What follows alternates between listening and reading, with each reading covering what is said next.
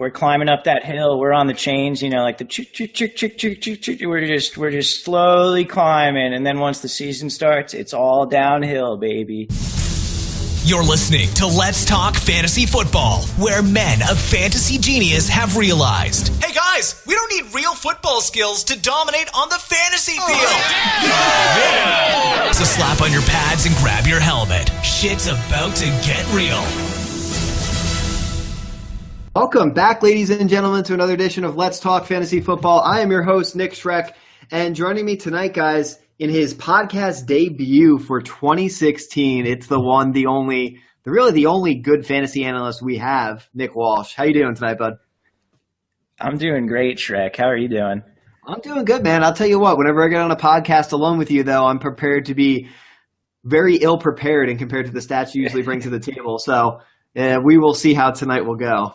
Well, thanks, man. I appreciate you being so complimentary there. I'll try and live up to it, I guess. And just I'd like to throw in, I think you guys are all great fantasy analysts too. So thanks, Walsh. You really know how to pump me up before the podcast, right when I'm feeling down. So yeah, we try to keep it warm and fuzzy here. So that's what we got to do. Let's talk fantasy football. Most of us fold in our convictions, with the exception of Walsh, and we're brutally honest about how we feel. And guys, just a sneak peek, by the end of the podcast, you're going to hear about one of Walsh's favorite guys this year, and the name is not going to surprise some loyal listeners, but we will leave Walsh to have his moment in the sun.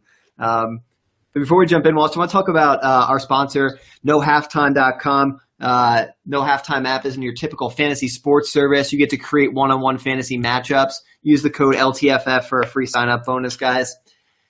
In tonight's podcast, we're going to run through some NFL news, some strategy discussion, and, of course, Ed's question of the week to wrap things up at the end.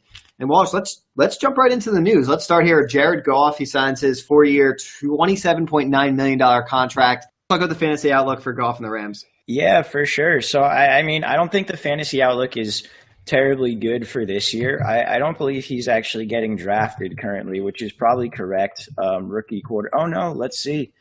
Oh no, that's Jared Cook, not Jared Goff. That's all right. You love your boy Jared Cook. Oh yeah, man, he's great. But so yeah, Jared Goff isn't getting drafted, and really with good reason. There's not a ton around him that would make him, a spectacular pick. Todd Gurley is obviously going to do great for the Rams this year, but yeah, stay away from Jared Goff in terms of redraft leagues. In terms of daily and stuff, there might be some weeks depending on how he does. And I don't know about you. I don't think any of those wide receivers are really people that I'm looking for too much this year. Dude, Tavon Austin? No? Well, Tavon, I'm kind of coming around on Tavon as at least usable, but they need to just give him carries. And Fair. That kind of thing, it's use Tavon as the running back when Gurley comes off the field, as well as a wide receiver, and then I'm pretty about it. But okay. We'll see what his usage is like, and if he continues to be used well, then I think I could be down. What about you? I agree. I think with some, consistent, if we see some kind of consistent usage, I mean, that's always been the problem, I think, in general, is consistency with Tavon there. But if we see, I think, some kind of trend or a little bit more usage of him, I mean, I don't know where he's being drafted, if he is, quite frankly, even being drafted. Yeah, he's going 116 overall, 4th pick in the 10th round. I mean, you're getting down to that point where you start throwing darts anyway, so we'll see what comes of it, but I don't know. I'm okay with if you want to take a flyer on him later on. Like you said, if there's some touches, why not? There's nothing else there. It's a fantasy wasteland, like you said, with the exception of freaking Gurley.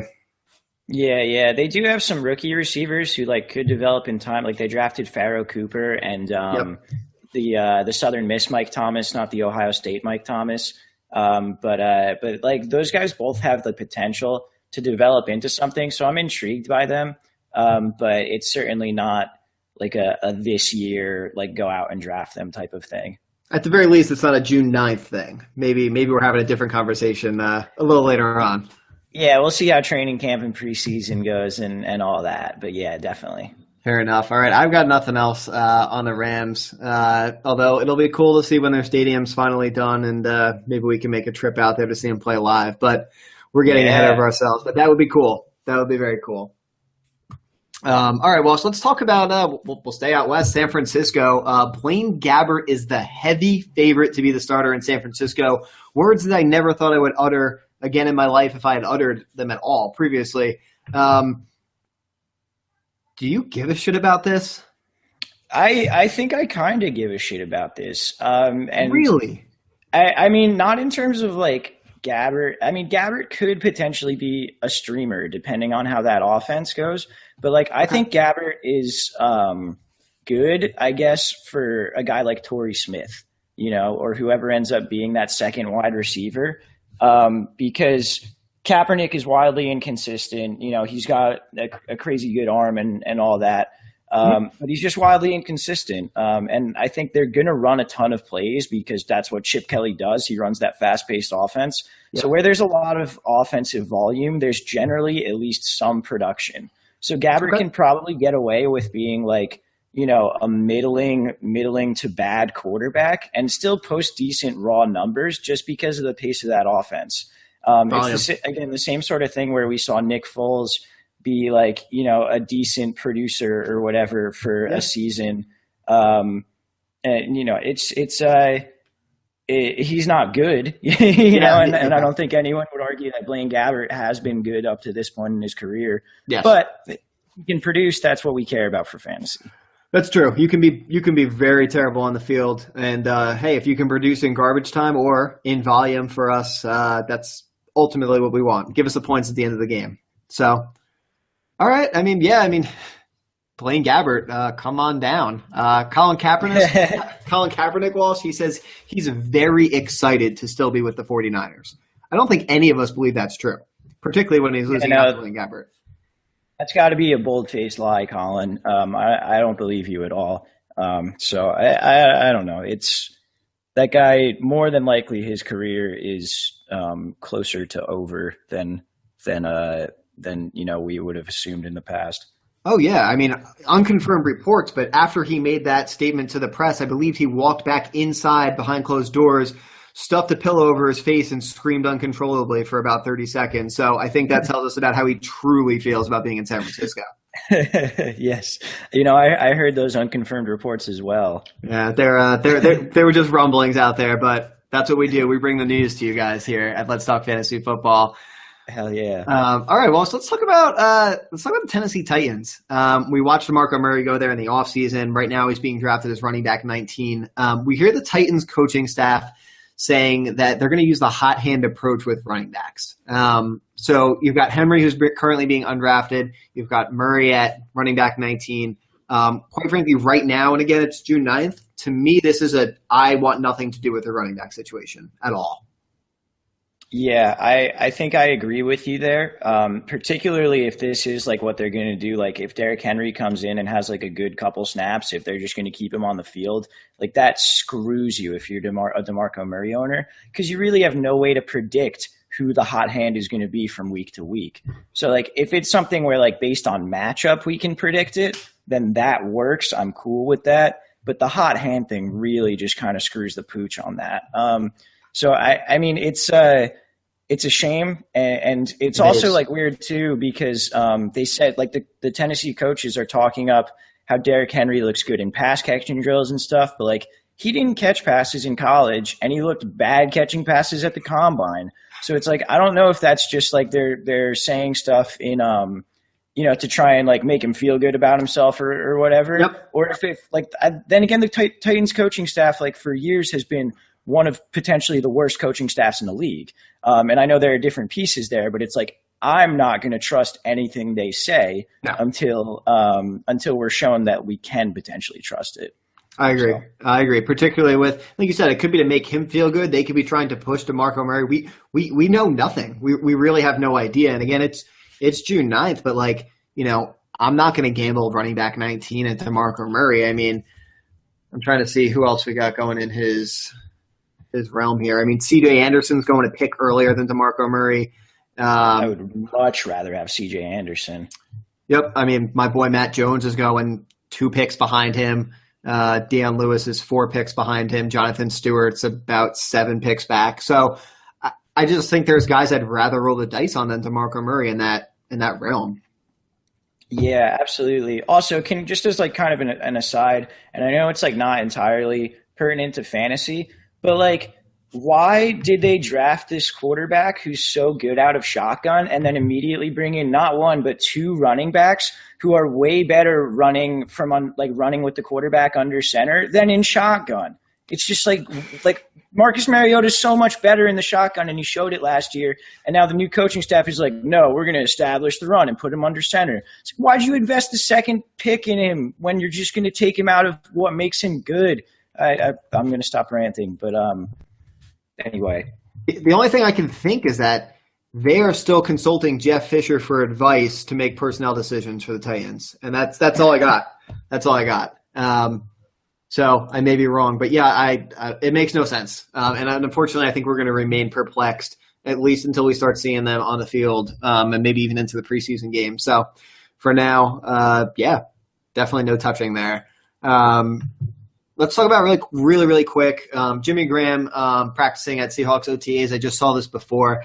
I don't think we care at all, but I think it's just notable to say because last year people still believed he was going to be the dominant Jimmy Graham in that Seattle offense. He obviously got hurt. He was really banged up, but guys, don't get hung up on the name. I think is best I can say. We'll see how he bounces back from the injury, but you're definitely not paying a high price for Jimmy Graham.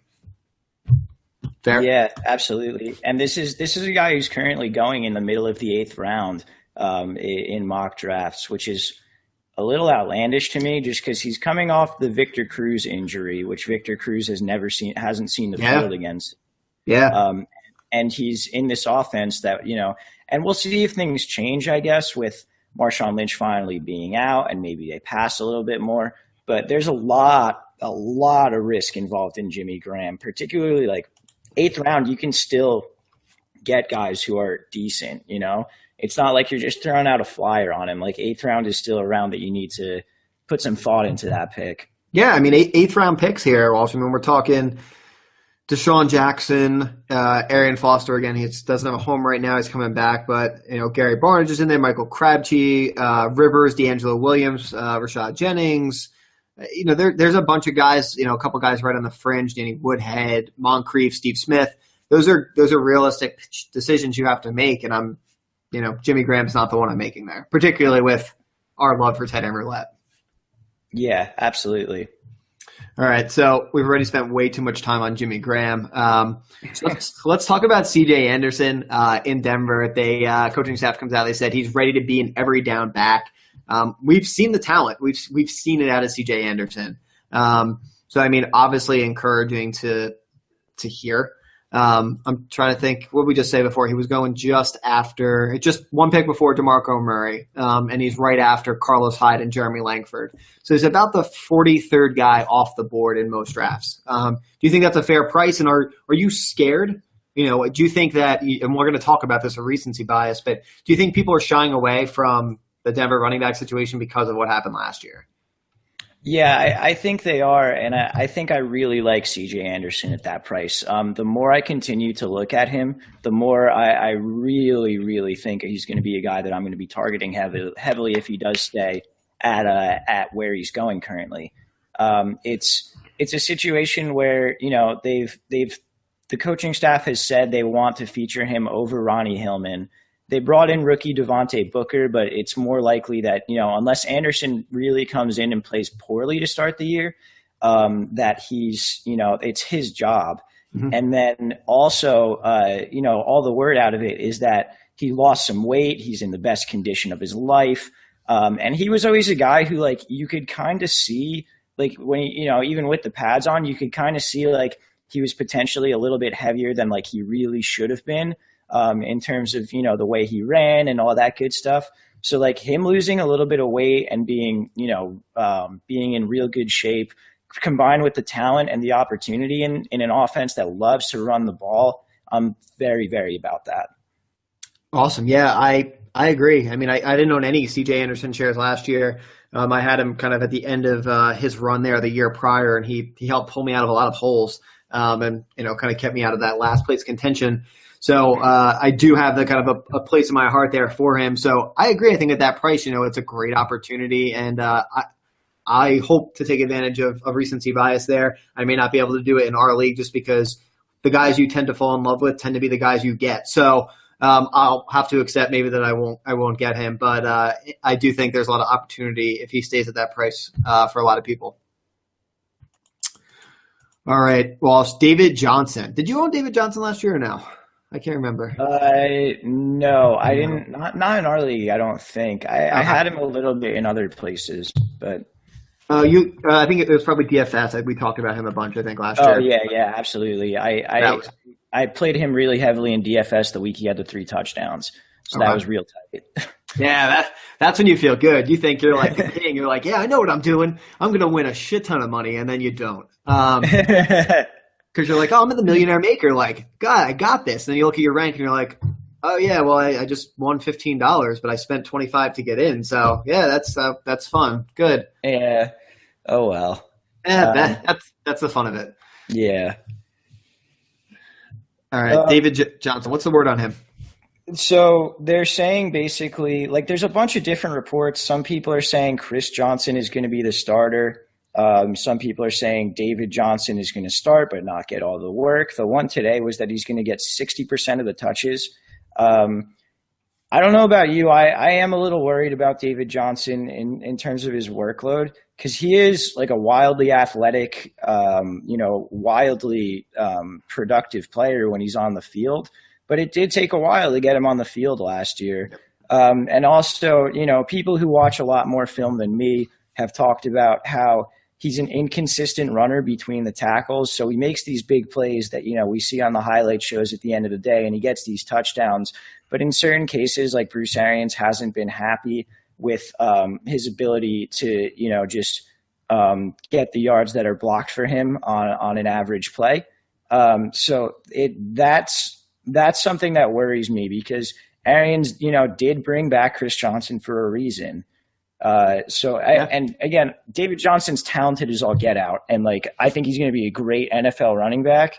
But you're just spending a lot of draft capital to get him. What's he going right now? He's the 4th running back overall. Yeah. 7th pick.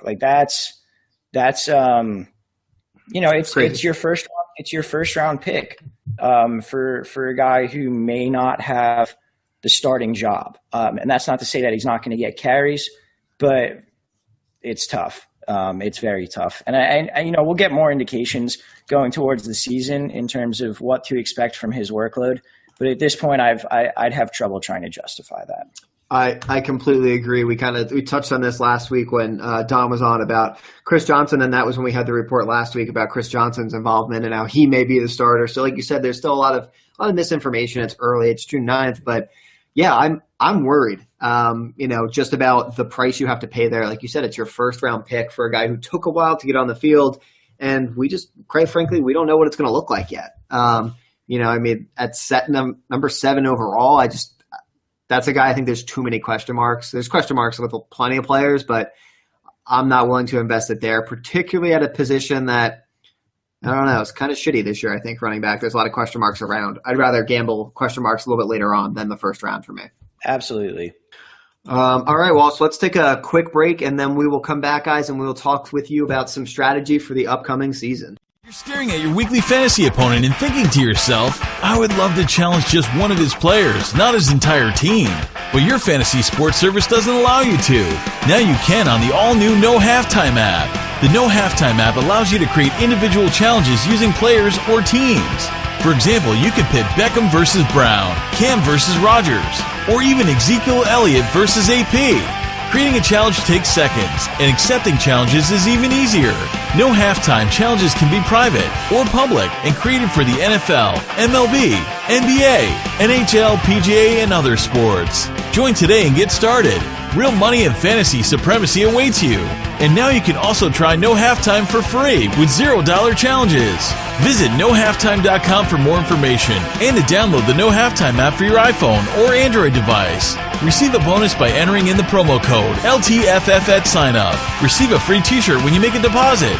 No Halftime, where the fantasy sports season never takes a break. All right, guys, and welcome back. So you heard that from nohalftime.com. If you haven't downloaded already, jump on the app and throw us some challenges. We'll see what happens. But well, so let's talk about strategy here for the 2016 season. You have a good note here, and it really is. Everyone used to believe it, and I was the textbook example. All I used to do was draft running back.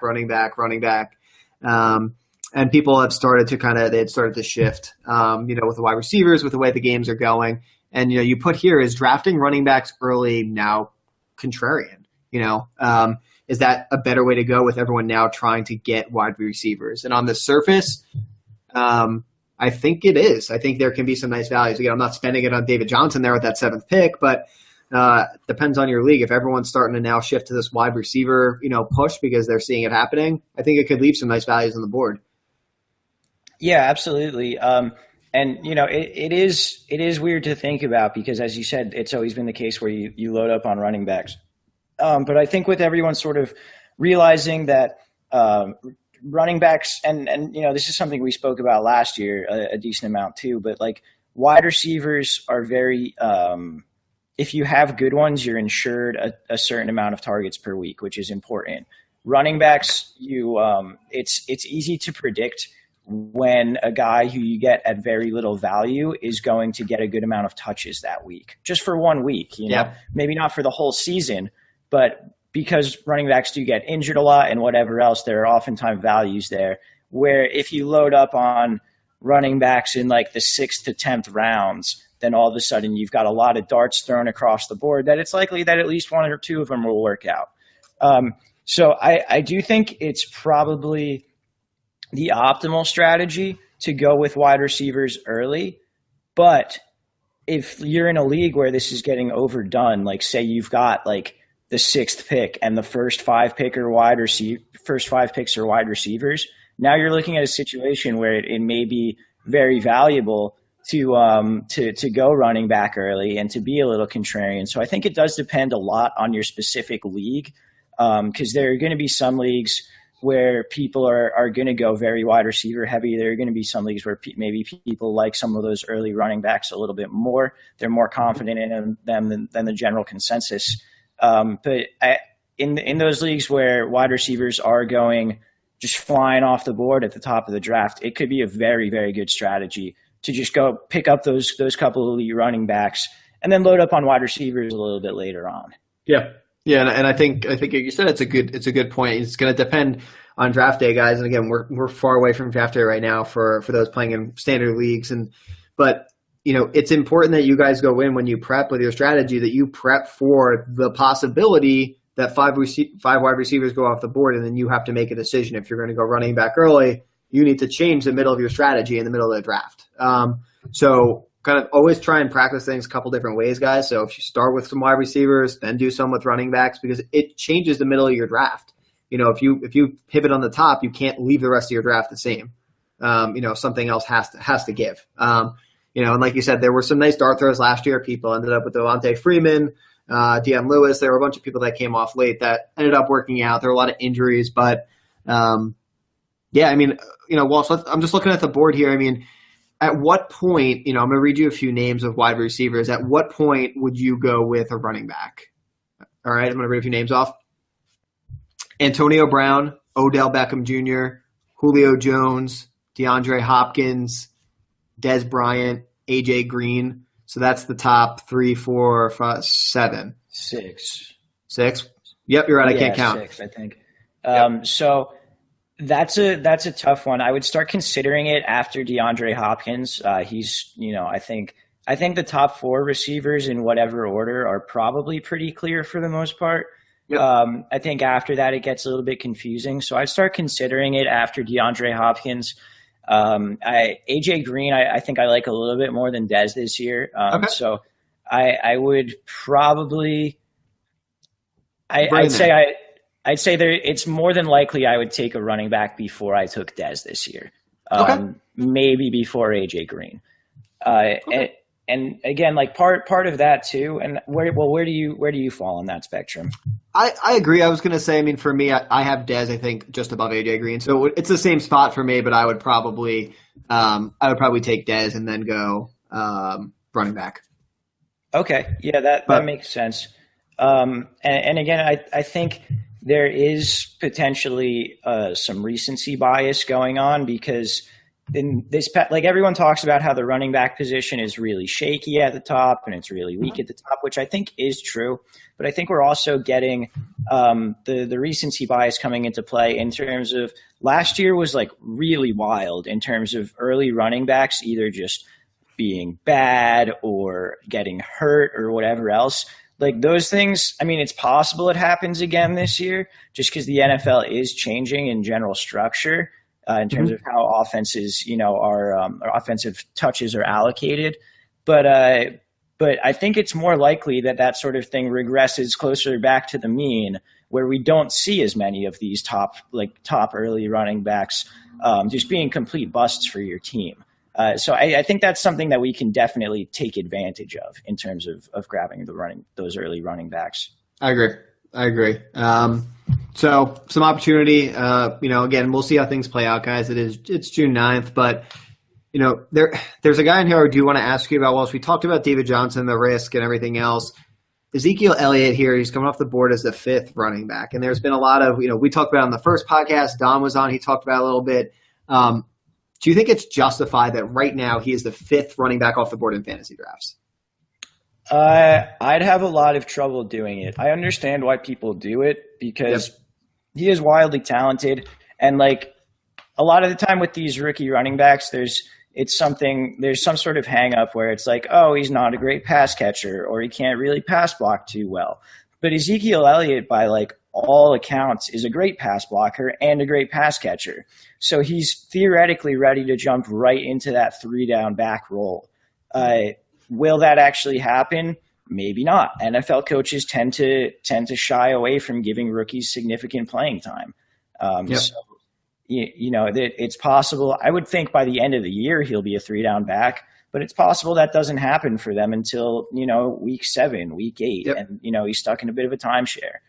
So it's tough. We'll again preseason and training camp will definitely help form some opinions on him. Yeah, I agree. I just think he's the polarizing guy there right now on that fulcrum, and some people are all in and others aren't. And it'll be interesting to watch to unfold. Again, we're the Darren McFadden fan club, so watching what happens with Darren will obviously be interesting, and we'll cheer you on no matter what happens. But Ezekiel will be very interesting to say the least. We talked a little bit, Walsh, about recency bias with the highly drafted running backs. We can talk about the Packers and Colts, or were there a few guys specifically you wanted to talk about that we didn't hit? No. I'll go right into the Packers and Colts if that's all right. Cool. So the general idea, I guess, that I wanted to speak about is that there were a couple offenses last year, namely the Packers, Colts, and the Steelers, really, that we were like, these are going to be the high-powered elite offenses in the NFL. And the Steelers were, and they were great. So everyone on the Steelers is basically being drafted expecting them to be, that high-powered offense or whatever. And it's not to say no one's assuming that the Packers and Colts are going to be everyone's assuming they're going to be bad this year because they're not. But it is a situation where what's changed from last year? Like in the Packers case, like Jordy got hurt, their offensive line has some injuries and was bad. That caused the offense to be bad.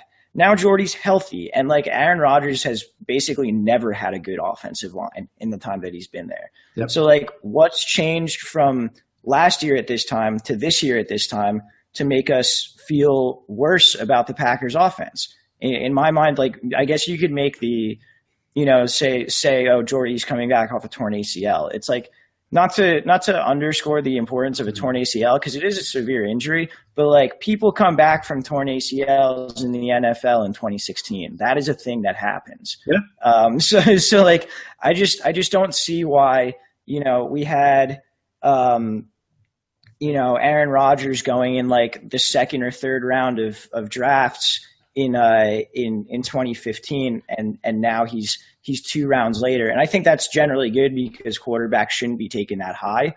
But like Randall Cobb is being taken lower than he was last year. You know, Jordy's being taken a little bit lower than he was last year. Eddie Lacy, who like by all accounts is in better shape, and you know, if they have an efficient pass offense, that's going to lead to an efficient run offense. So like Eddie Lacy, I think, is being undervalued currently. He was the number 1 overall. Vinny took him first overall last year, and now he's not even being considered until this like mid-second round, or even later than that. I think it's 18 overall.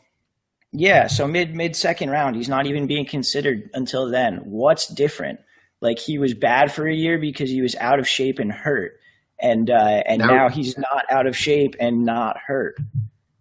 So.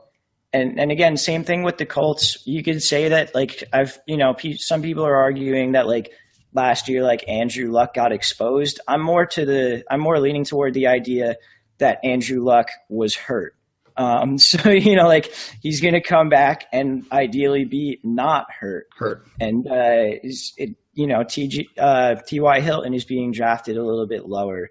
You know, Moncrief is obviously being drafted higher, but like last year we had Hilton and Andre Johnson both going very high. Yes. You know, so it's like there's 2 wide receivers in that offense who are going to do very well. Dwayne Allen is basically going undrafted, I think. He's the only tight end in that offense now. Like, they don't have Fleener. It's a situation where, Dwayne Allen's going in the end of the 12th round in 12-team PPR drafts, but he's close enough. So it's a situation where I think because these offenses fell victim to injury and whatever else last year, we're currently undervaluing their players for this upcoming season. Recency bias and really the other direction. It's total recency bias. I agree. Hey, I mean, I went and traded for Aaron Rodgers after he had that huge game, and then he shit the bed. And I was stuck with a shitty Drew Brees and a shitty Aaron Rodgers. But unfortunately that was And years ago you'd be like, wow, you had Drew Brees and Aaron Rodgers. That's great, but not so much in 2015. But. Yeah, I mean, I agree. Eddie Lacy, he supposedly looks good. The Packers, I think, they're bound for the bounce back. So yeah, I agree on the Packers and the Colts. Yeah, Andrew Luck's really good, and he's got a great neck beard. So, I don't know what there's not to love there. But yeah, I agree. I think they're both going to bounce back, and that's where we talked about with the value. I mean, CJ Anderson, he's down the board, recency bias. I think, I agree. I mean, QB, a lot of us never really believed in drafting QB early. So, we probably won't end up with Rodgers or Luck necessarily in those spots, but everyone's down the board. Jordy, Eddie Lacy. So definitely opportunity. I am wholeheartedly behind you here. All right. So, Walsh, has anything fundamentally really changed for you in terms of your general draft strategy going into this year as of now? So I don't think too much. I think like what we were talking about earlier, in terms of, the wide receivers and running backs at the top. I think the general idea of going after wide receivers early and then sprinkling in a lot of picks on running backs in the mid to late rounds is ideally what I would like to do. But it really depends on that pick because, at a certain point when other people are going wide receiver heavy, it does become, probably a better idea to take running backs. Yeah. So I think my general draft strategy is going to be very similar to last year, but I'm going to be very willing to adjust it on the fly depending on the specific draft, or that sort of thing. And I think that's very important is the idea of not going in with like a set strategy that like you're saying no matter what, I'm going to use this strategy in this draft. Because if other people, you have to be flexible depending on what other people do. Yes. Yeah, you can't be married to it. I agree. I mean, last year, it was the first time, like I said before, I was always running back. And, last year, kind of the first time I bucked that trend. And I think a lot of people were very surprised at the draft when I did it. I went 3 wide receivers in a row, and it was very unlike me. And last year, I was willing to embrace that change. And I agree. I think it's where I'd like to go again this year.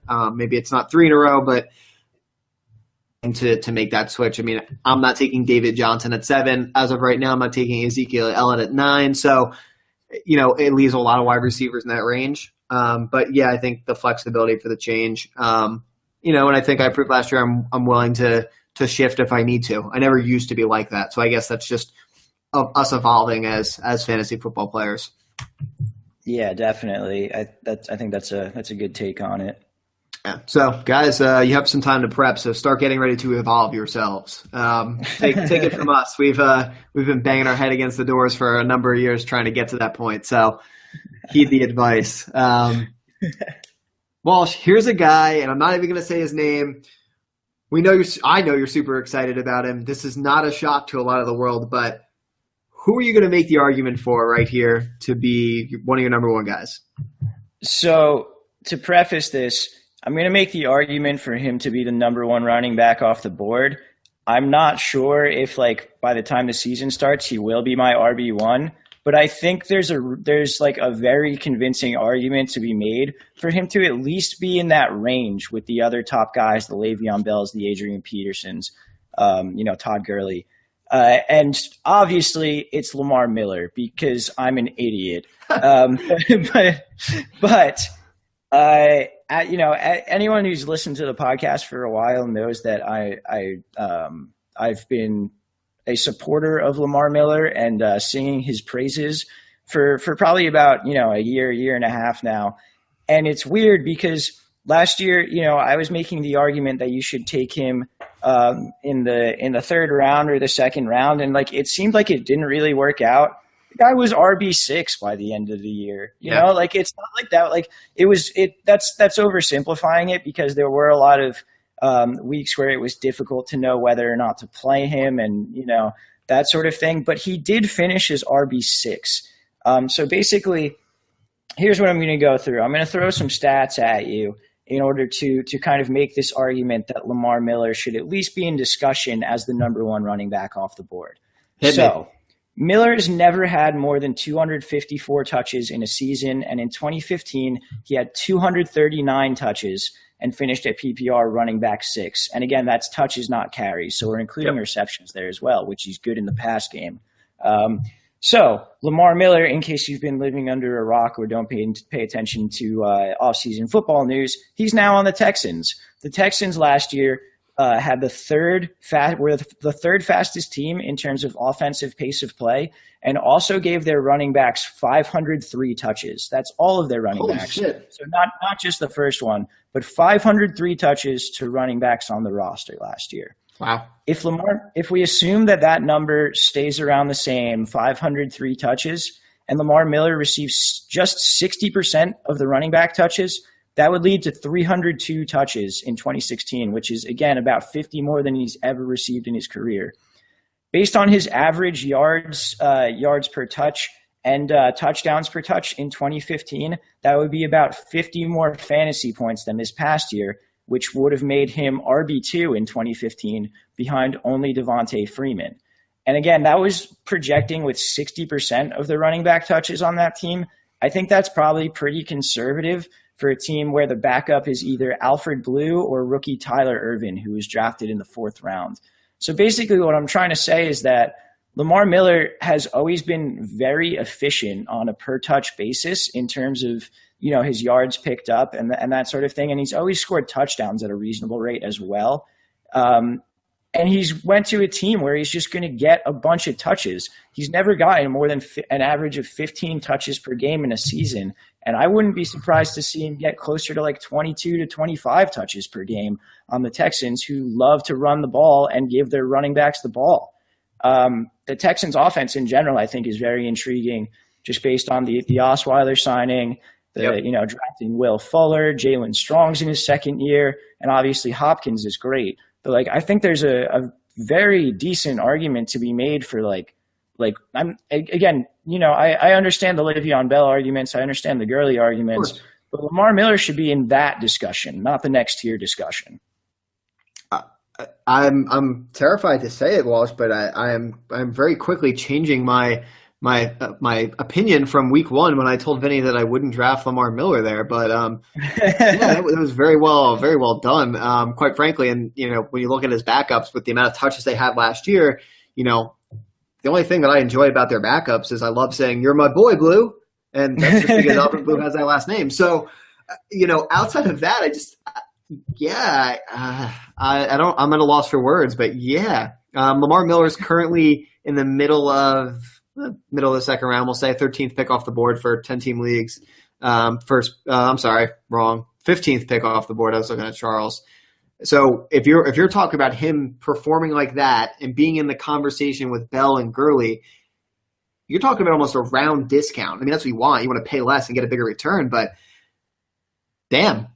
All right. I will say, Walsh, actually, while you were giving your speech, I just got a text from Walt Disney himself, and he said that he is issuing you free tickets for life to all of the roller coasters in their parks, and you can ride them as much as you would like. Well, I appreciate that. The postmortem text from Walt Disney. That's some serious shit, dude. But yeah, that's it's I don't understand why this guy is so undervalued every year. And there might be the one caveat I'll give is that there might be something to the fact that the Dolphins coaching staff never seemed to want to give him more than those 15 touches a game. And maybe there's a reason for that. They thought he wasn't going to be able to handle more touches or whatever else. But I want to say it's in every game that he's had 20 carries, he's gotten 100 yards rushing or more. It's just maybe there's some smoke to that fire, but I'm more inclined to think that the Dolphins coaching staff was too quick to abandon the run and was bad at allocating their touches to the correct running back. So yeah. Yeah. The Dolphins were bad at a lot of things. So I would tend to lean that way with you as well. Yeah, Vinny's probably going to give me a bunch of shit, but yeah, I like Lamar Miller a lot more now than I did when we started this podcast. So you're going to break my heart. You'll break my heart because you'll own Lamar Miller and you'll own CJ Anderson, and I won't know what to do with myself in any draft. But we'll deal with that when that comes down the road in a few months. Icing on the cake you want to put there for Lamar Miller, or you got it all out there? No, I got it all out there. I'm sure in the coming weeks and months we'll have plenty of discussion on the topic. I have no doubt about that. So let's wrap things up here with Ed's question of the week. He says, how does the arrival of Adam Gase affect Devontae Parker and Jarvis Landry? It's all you. Yeah. So this is an interesting one. I think it's very good for Devontae Parker. Parker, towards the end of last year, showed definite flashes over the last 6 weeks of the season. He averaged close to 9 targets a game and close to 90 yards receiving a game. And we know that he's very talented. They spent a high draft pick on him, and it was just that foot issue, which I actually saw a news item today that he's sitting out again, or they're holding him out again, but they haven't disclosed a reason. So that's mildly concerning. Okay. But assuming that's nothing, I think Adam Gase being there is very good for Devontae Parker. Adam Gase has always used number one receivers well, in terms of Demaryius Thomas in Denver, that sort of thing. Yep. Big guys on the outside that he can use well. Jarvis Landry, I'm tempted to say that I think Devontae Parker is going to have a better year than Jarvis Landry this year, which based on their current average draft position is not what I think the rest of the fantasy football community thinks. But Landry's stats have been based on very high volume over his first 2 years in the league. Yes. The guys that's thrived off of short, quick passes and getting double-digit targets per game. So PPR machine. Yeah, exactly, which is great. That's always great. But if you are trying to use a talent like Devontae Parker more in that offense, trying to feature him a little bit more, then that would, in turn mean that Jarvis Landry would potentially get a little bit less work. Yeah, and I'll be honest with you, I have none of the things I'm about to say are based in any stats or facts. They are pure opinions that will probably be debunked by the next time we podcast.